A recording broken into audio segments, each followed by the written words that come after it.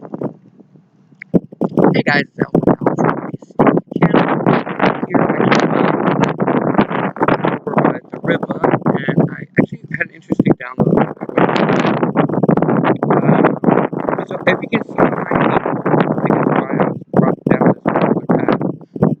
You can see that the river is super high, and we're heading into the hurricane season. So I'm supposed to talk about it. But I'm going to do an spin on it in the sense that I'm going to give it to you in a way that is maybe not as direct. So, the story of New Orleans is a very interesting story. New Orleans has been around for a very long time. It was originally owned by the Spaniards who sold it to the free world.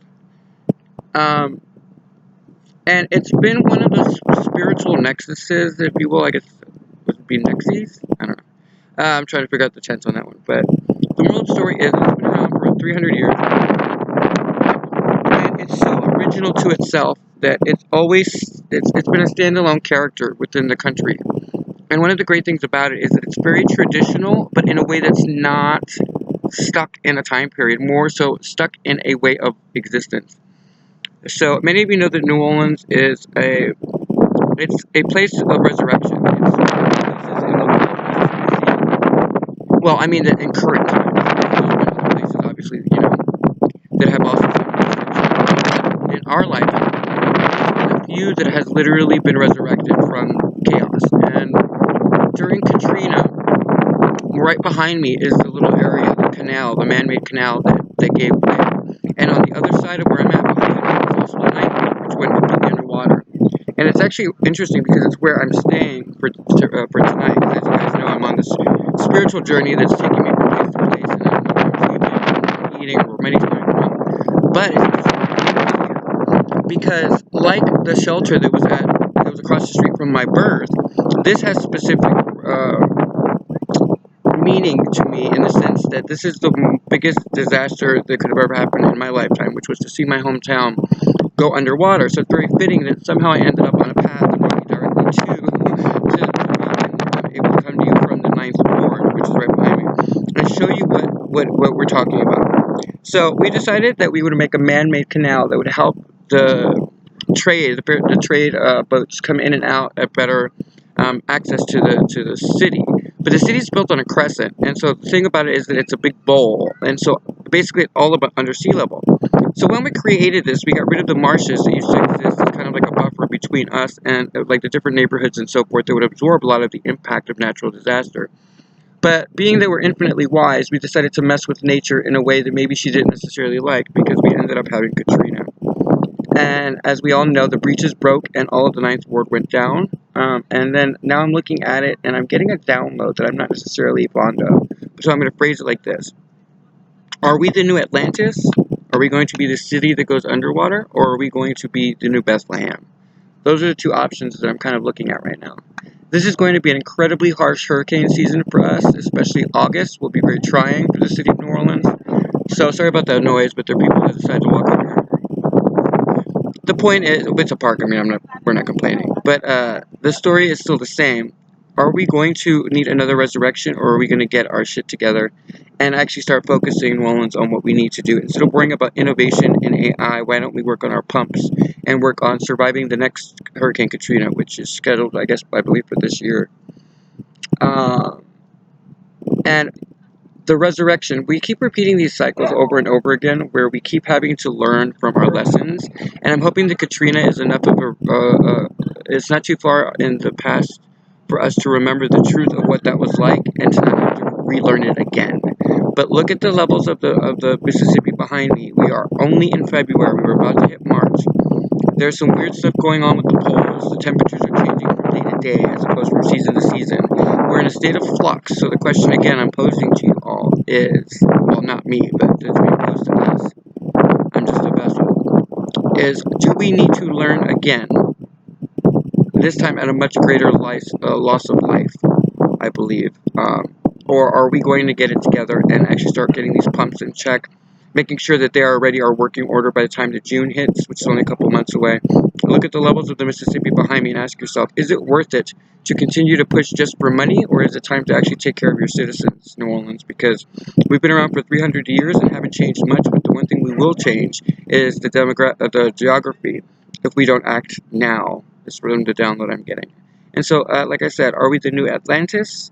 Are we going to be the city that goes under first?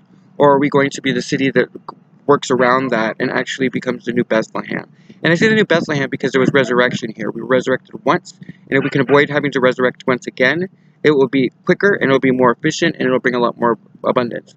But if we have to do it again, that means that there's going to be a lot more loss of life, a lot more loss of income, and it's going to be detrimental to us in the long term. So, I don't necessarily like doing these particular downloads, but I find that at this point in my life, I'm learning to just be the vessel that I'm meant to be, and the fact that I'm here and that that's the first thing that popped into my head is something that I thought we should all discuss. Obviously, my journey is very, very interesting. Something major transformed. I don't know exactly what the shift was, but I'm very aware of why I'm not the same person I was 2 days ago, even yesterday. I'm incredibly tired, and I have an incredibly big journey ahead of me. The white is coming in everywhere, and things are changing very quickly.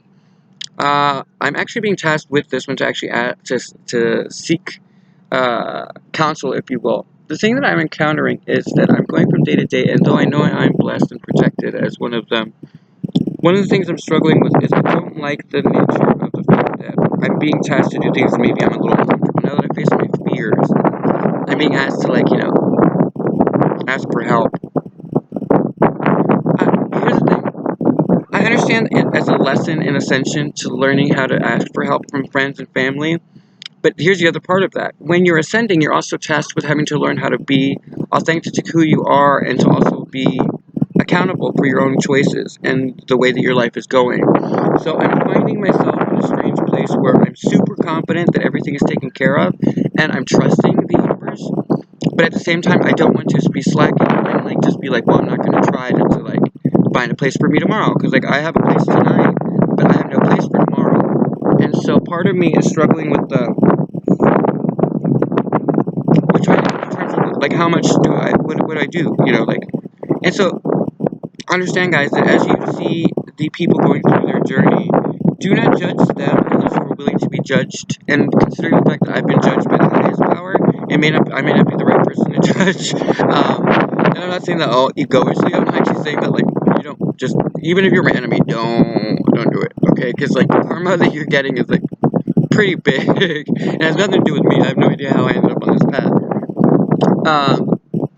But the fact that I'm here now and talking about resurrections and talking about the fact that everything keeps working in a specific order, my path is already set. So I'm struggling with how do I ask for help for food and shelter if I know that I'm protected and that it's all an illusion anyway. So I'm kind of struggling with that, and I'm trying to walk the line.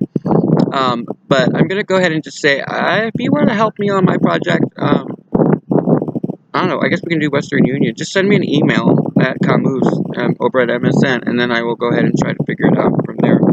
I will send you an email, and we can converse that way. It could be $5 or $1, I don't know. He's asking me to do stuff I'm super uncomfortable with, because I'm beyond the fear part. I'm not afraid of it. I'm not embarrassed by it. I'm just trying to walk that line of logic between what's logical, spiritual, and what's right. If I know that everything is going to be taken care of, then why am I sitting here being tasked with facing my own comfort? But when's a spiritual lesson and when's a logical lesson? So again, there's different compartments all on this side of ascension that I'm just trying to work on. Please understand that that it's not like a fake modesty or anything. It's just I'm trying to walk the line. I know I'm super protected. I know that nothing's going to happen to me, and I know that I am going to find shelter and so forth. But I'm being tasked to ask because the right people have to be willing to. I don't know. I guess it's a bunch of moving parts. And so if I don't say anything, then it doesn't start to move in the right direction. And considering what I'm being downloaded with New Orleans specifically, I'm going to take the heat and kind of be the leader on this and ask for help and work on myself and work on my side of things to avoid to avoid pitfalls that it looks like New Orleans may be facing itself. Everything is a world within a world within a world, and this city is absolutely one of the greatest treasures in the entire galaxy. It has not changed in 300 years. It's full of the strongest people you can possibly imagine. These people have no real police force, and it used to be This is what happens when energy shifts. And I'm supposed to speak about this without getting all political because I get a little triggered by inequality and by racism and things like that. Like, it still pisses me off. So understand that if I get a little triggered, it's on purpose more than I'm perfectly conscious of what I'm saying. But in any event, in 300 years, the city has gone through quite a bit. And one of the great things about the city is that it's always had its own character. It's never been in defiance of the country. It's always been very patriotic, but at the same time, it's always stood its ground. We do not judge you so that you do not judge us. And everybody goes to church to their different faiths, and everybody here is of faith. I mean, with the resurrection we went through and everything that we've seen, and the crime level and stuff. What happens with an energy shift is that there was a time period in the early 90s that New Orleans was absolutely corrupt. The whole city was corrupt, and we still have a problem with the mayors, including the new one, in my opinion. And so until that plays out, I'm not going to say anything further on her, but 5 of them have gone to jail. And so there's a long legacy here that we're trying to change for the city of New Orleans and trying to change the vibration, and part of it has already started. In the late 80s, early 90s, it was not uncommon to find the rapists and drug dealers in the police force.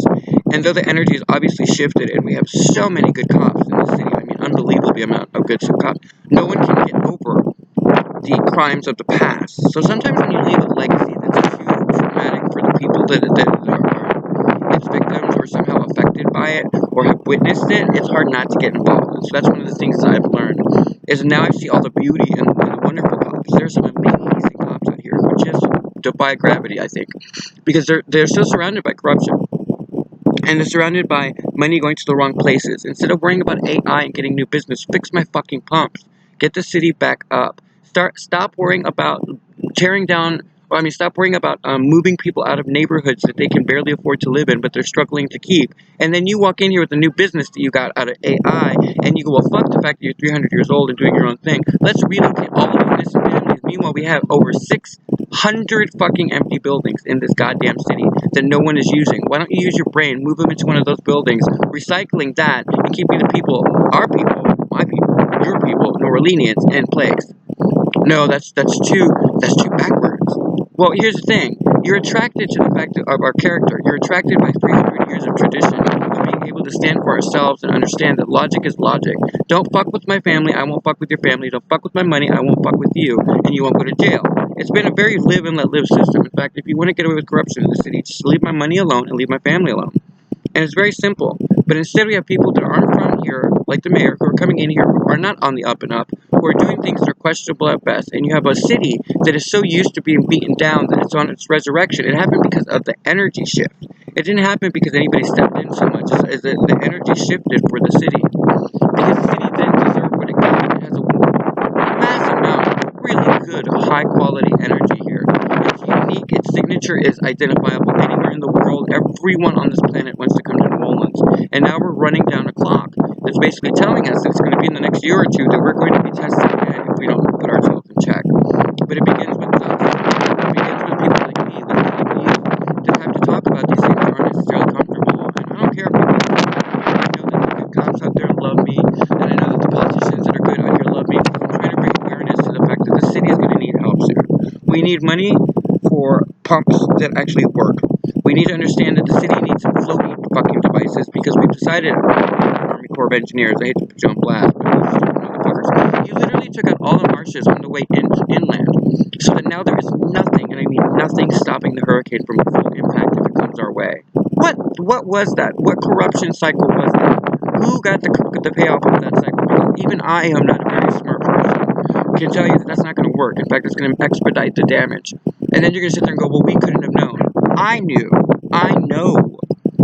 And so it's time to New Orleanians. Look, I know that we're used to this corruption.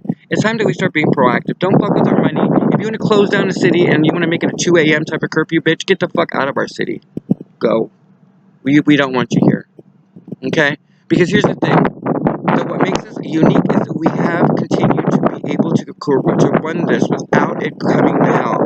The hell that's happened to us was nature, but it was a man-made disaster made in part by nature. Nature was doing its own thing. It was just helping, I don't know, whatever nature does when it does stuff. But we built this canal. It's every time that you get involved as a human being in the world at large, and you don't understand what your dynamics are like. trying to change things, it's none of her fucking business that she starts to run into problems with big people like me who are going to take her head on.